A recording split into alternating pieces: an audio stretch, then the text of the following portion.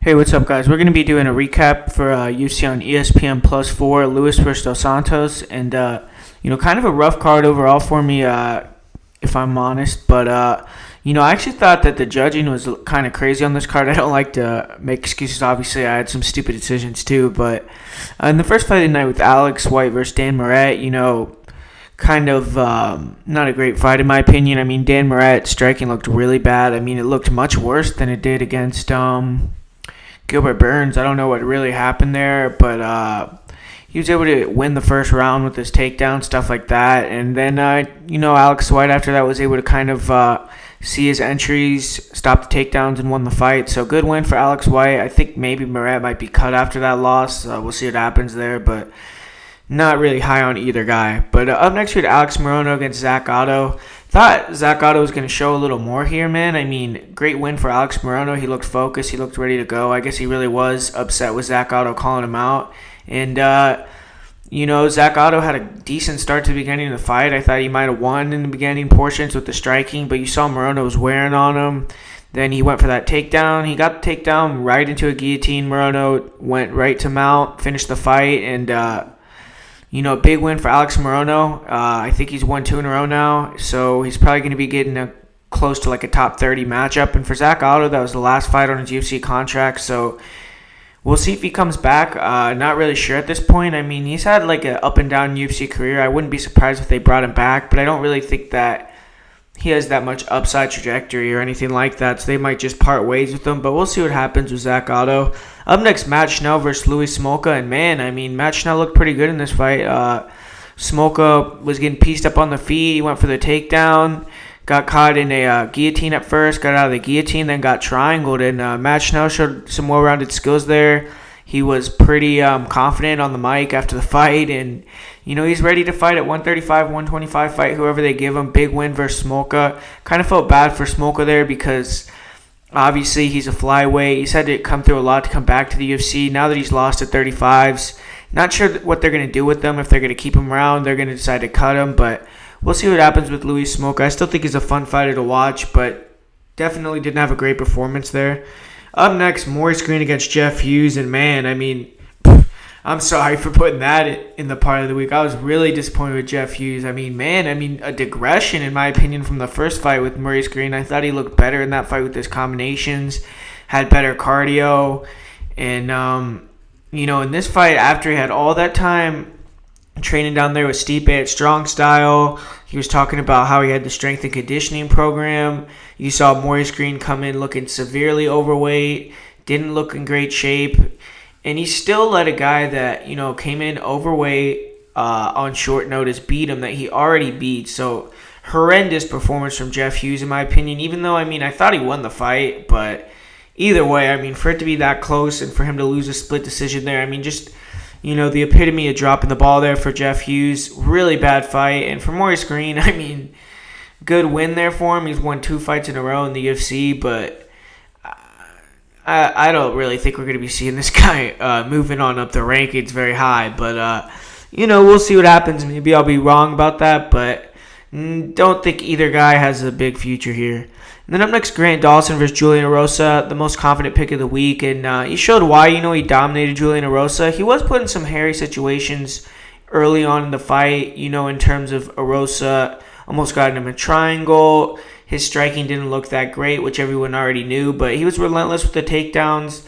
Got, countless takedowns in the fight and just dominated. So big win for Grant Dawson. He's a young kid. He's improving. For Juicy J. Erosa, 0-4 in the UFC. First time he went to a decision. All 3 other losses were finishes, so I guess he could have some solace in that. But I think it's probably the end of Juicy J in the UFC, most likely. And then up next, Yana Kunitskaya against Marion Renault.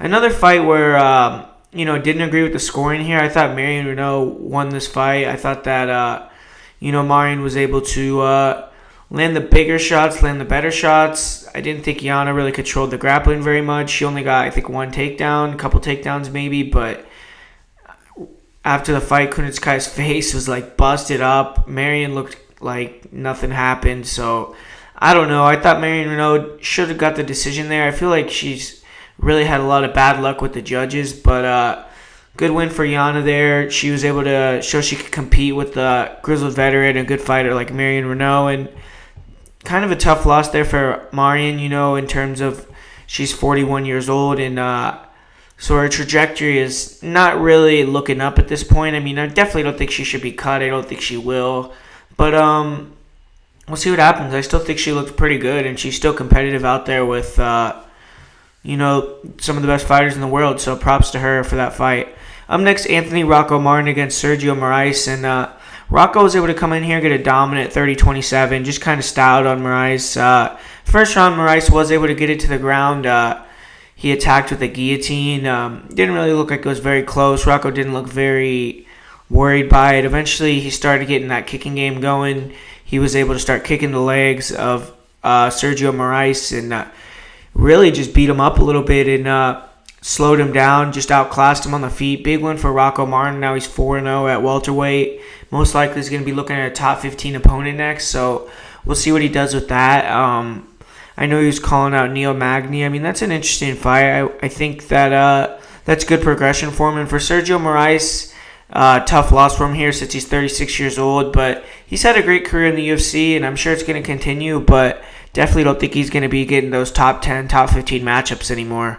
And up next, Omari Akhmedov against Tim Bosch. And Omari was just able to go in there and dominate the fight, really just won an easy decision. Tim Bosch had some moments where it definitely looked like Omari was susceptible to getting knocked out on the feet. I mean, he looked open, and Tim Bosch just couldn't capitalize to me. So Tim Bosch definitely isn't what he used to be, and not sure if that's going to be his last fight, but he's flirted with retirement before, and it's very possible that could be the last time we see Tim Bosch in the octagon. So great career. Hats off to Tim Bosch if that was his last fight. If he wants to come back, get an easy win, maybe I don't give him. I'm not really sure, but give him a fight where they think it's a winnable fight. That would be cool with that too. And for Omari, I mean, that's a big name on his record to have there. Everyone knows Tim Bosch is a very tough guy, and he's moving on up in that division. So I think that's his first win at 85. Obviously, he had that draw with Marvin Vettori, so we'll see where he goes from here. I'm sure he wants to be more active and try to move up on the rankings here. But up next, Beneil Dariush against Drew Dober, and Drew Dober started this fight out good, man. He was piecing Beneil up. He almost looked like he was going to knock him out there for a second, but once that fight got to the ground, really big difference in class there. Sick armbar, real slick by Beneil Dariush, and able to get Drew Dober out of there. And Beneil Dariush stabilized his career now, 2 wins in a row after he had that little rocky stretch, and probably is going to get a top 10 opponent next. And for Drew Dober, nothing to hold your head on in that fight. I feel like Drew Dober has improved a lot over his UFC career and proved that he's went out there and he could compete with a guy like Beneil Dariush, who in my opinion is a top 15 guy. So as long as he keeps on improving, keeps on moving up, he's definitely going to get another chance to move on up in the rankings, move up in the competition level, and we'll see if he can capitalize when he gets there the next time. And up next, we had Blagoy Ivanov against Ben Rothwell, and really disagreed with this decision even more after I saw the scorecards. I mean, some judges were giving the third round to Blagoy. How could you give the third round to Blagoy Ivanov? 2 judges gave the third round to Blagoy. I mean, I thought that was a clear dominating round for Ben Rothwell, and I don't know. I mean, I thought that it was a close enough fight where you could maybe give Blagoy a round, but I even had it 30-27 for Ben Rothwell. Thought he controlled the pace. Thought he walked him down the whole fight. He did more damage. I mean, you saw after the fight, Blagoy's face was busted up, man, even when he was doing his interview in the back.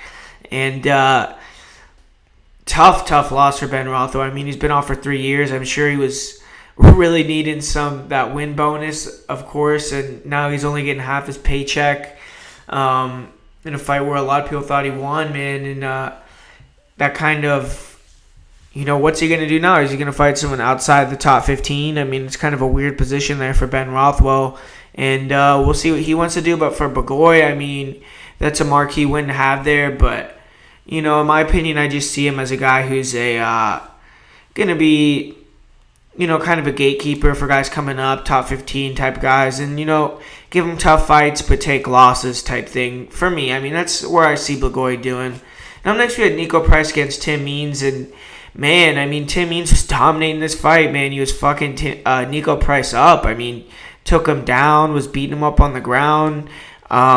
piecing him up on the feet. Looked like he almost knocked out Nico stiff a couple times. Nico stiffened up, but Nico Price is a different guy, man. He's an animal. 10 seconds left in the round, where definitely was a 10-8 round, and he catches him with the right hand, drops him, knocks him out cold. I mean, Tim Means had never been knocked out in his whole career, only had one loss via cut by TKO, and Nico Price was able to find that chin, catch that chin, and knock him out. And I mean, he has a habit of doing that. I mean, it's kind of fluky. I mean, you could say it is, but he did that kind of similar thing to Alex Morono, did a similar thing to Randy Brown. I mean, he just finds ways to get these weird knockouts where he's losing the fight and changes the tide, and then next thing you know, the fight's over. So, big time win for Nico Price. Like I said, whenever he's fighting, I'm always going to be watching the fight. For Tim Means, looks like he broke his ankle there in that fight as well. So tough loss for Tim Means. He's probably going to have to take some time off. And, prayers up to him. Hopefully he does well recovering. He comes back strong because he was looking good in that fight. And, I don't think it's like Tim Means is looking old or he should retire. Like some people are saying he's degrading a little bit. I mean, I thought he looked very good in that fight. He was obviously dominating, so would enjoy seeing him come back as well. And up next, Elizeu Zaleski dos Santos against Curtis Millender. And man, I mean, Zaleski just proved different levels here in this fight.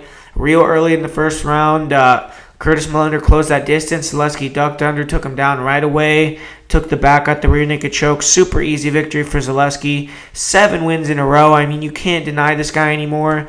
He's one of the best fighters in the division, definitely in the top 15, and got to give him a top 10 opponent next. I mean, I don't know how you can't give a guy that's won 7 fights in a row, arguably 8-0 in the UFC. I mean, if you go back, watch that fight with Nicholas Dalby, I think a lot of people thought he deserved to win that fight. 3 consecutive first-round finishes. I mean, this guy is perennially underrated. I'm really glad he was able to get the victory here, show his worth. For Curtis Millender, he really needs to go back, work on that ground game. I think he should take some time off, just focus on that, because he already has the striking, man. He's a good prospect. He has those intangibles in terms of, his height, his length. So he has a lot of things that he can work off of, but as long as he has that big-time gap in his game, he's never going to beat the elite guys, and that was proven here. So Curtis, in my opinion, should take some time off, round out his game a little bit, come back, and, I still think he has a bright future here.